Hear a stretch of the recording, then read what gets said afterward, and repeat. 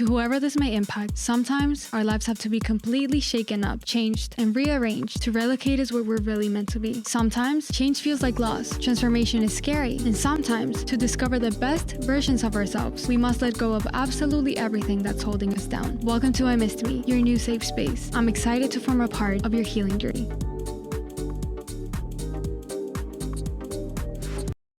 Have you ever reached a moment in your life where things were calm, yet instead of enjoying them, you felt weird? You might have thought to yourself, this feels boring. But what if it's not boredom? What if it's peace? And what if your brain, conditioned by years of chaos or stress, doesn't know how to handle the calm? Let's start by exploring why peace, something we all claim to want, can feel so unsettling. Our brains are highly adaptive. And if you spend a significant part of your life in a chaotic environment, whether it's due to toxic relationships, high-pressure work, or personal struggles, your brain has likely adapted to that state. The amygdala, which governs the fight or flight response, becomes overreactive when exposed to constant stress, and over time, it starts to perceive chaos as normal. The brain also releases chemicals like cortisol and adrenaline during distress. These chemicals, even though they're harmful in excess, they can create a kind of stress high that feels familiar and, ironically, comforting. When you transition to a peaceful state, the absence of those stress hormones can feel empty. Your brain might interpret calm as boredom because it's unfamiliar. It's not used to functioning without the constant buzz of stress. This discomfort with peace often stems from our past experiences. If you grew up in a chaotic household or lived through turbulent times, your mind might associate calm with danger. Chaos creates a sense of hypervigilance. Your brain learns to stay on high alert, scanning for threats. When things feel calm, your brain might feel like it's letting the guard down, which can actually feel more dangerous than staying on the edge. In relationships, for example, people who have experienced unhealthy dynamics might find stable, peaceful relationships boring because they are missing the emotional highs and lows they've grown familiar to. Peace isn't boring, it is just unfamiliar. And that unfamiliarity can be deeply uncomfortable until we rewire our brains and redefine what normal looks like. How do we teach our brains to embrace peace as the new normal? The good news is that our brains are incredibly adaptable, so expose yourself to peace gradually. If chaos has been your baseline, jumping straight into a peaceful environment can feel overwhelming. Start small. Spend 5 to 10 minutes a day in silence or a calming activity, like meditating or journaling. Slowly increase the duration as your brain starts associating these moments with safety.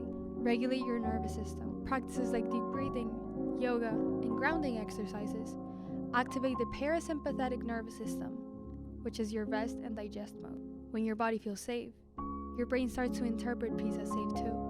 Recognize the difference between boredom and calm and ask yourself, am I truly bored or is this just unfamiliar?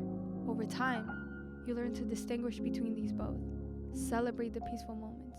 Dopamine, the brain's reward chemical, is released when associated to an experience with positivity. When you notice a peaceful moment, a walk in nature, a quiet morning, a deep conversation, acknowledge it. Reflect on how it makes you feel. This creates positive reinforcement for your brain. Healing means redefining what normal feels like. If chaos has been your norm, peace won't automatically feel like home. It will feel weird. The key is repetition. The more you expose yourself to peace, the more your brain and body will adapt. Think of it like breaking in a new pair of shoes. At first, they might feel uncomfortable or strange, but with time, they mold to your feet, and peace works the same way. Therapy can also play a huge role here. Techniques like cognitive behavioral therapy can help you challenge beliefs like, if things are calm, something bad is about to happen. Another helpful practice is visualization. Before bed, imagine yourself in a peaceful environment. And over time, your brain starts to crave that state and associate with safety. Peace isn't just a break from chaos, it is a form of healing. When your brain and body operate in a calm state, cortisol levels drop, reducing inflammation and boosting immune function. Your prefrontal cortex, the rational part of your brain, becomes more active, improving decision-making and emotional regulation. You experience more neurogenesis, or the creation of new neurons, which support learning and emotional resilience. Peace is where healing happens. It is a space where your body and mind repair from the wear to tear of chaos. To truly embrace peace, you need to reframe how you see it Peace isn't the absence of excitement, but it is the presence of stability, clarity, and connection. What would happen if you stopped chasing the highs and embraced the steady rhythm of calm? You'd have more energy and more meaningful relationships. You'd think more clearly and make better decisions. And most importantly, you'd finally be free. Put on some calming music and focus solemnly on the sound. Notice the details, the instruments, the tempo, the tone. This trains your brain to focus on peace. Write down 3 peaceful moments you've experienced each day. This reinforces the idea of peace and that it is valuable. Design a small space in your home dedicated to peace. Spend time there daily and build your connection to peace. When you feel restless, ask yourself, what am I craving? And if the answer is chaos, take a moment to sit with that discomfort and remind yourself that peace is not boring. It is healing. Remember that peace is a practice. It is not a one-time achievement. Some days, it will feel natural. And other days, chaos might feel like the easier choice. But with patience and persistence, peaceful can become your default. Healing takes time. But every moment you spend choosing peace over chaos is a step towards creating a life that feels lighter, freer, and truly yours. For many of us, chaos becomes a part of who we are. Maybe you've identified as a problem solver in your family, the one who always steps in during crisis. When life becomes peaceful, you might feel like you're losing part of your identity. After all, if there's no chaos to fix or drama, who are you? This is where it's important to reflect on yourself and ask yourself, who am I without the chaos? What do I want my life to stand for? Peace gives you the space to redefine yourself, not in reaction to external events, but from a place of inner alignment. Chaos can be biologically addictive. When you're in a chaotic situation, rushing to meet a deadline or navigating a heated argument, your brain releases dopamine to help you stay motivated and focused. And over time, you might unconsciously start seeking out chaotic situations just to feel that rush.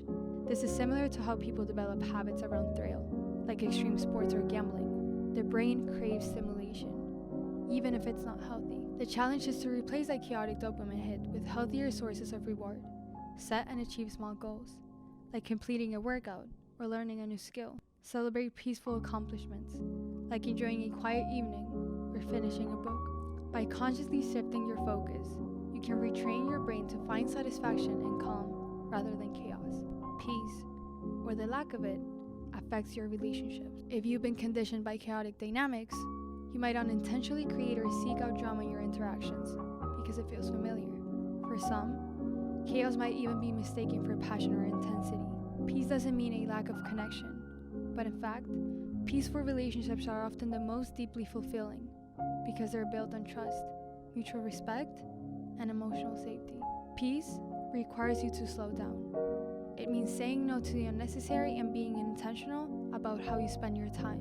This can feel counterintuitive, especially if you've internalized the idea that your worth is tied to how much you accomplish. But here's the truth. Peace isn't about doing less, but it is about doing what truly matters to you. Instead of filling your schedule to the brim, focus on quality over quantity. Let go of the idea that your value comes from being constantly busy.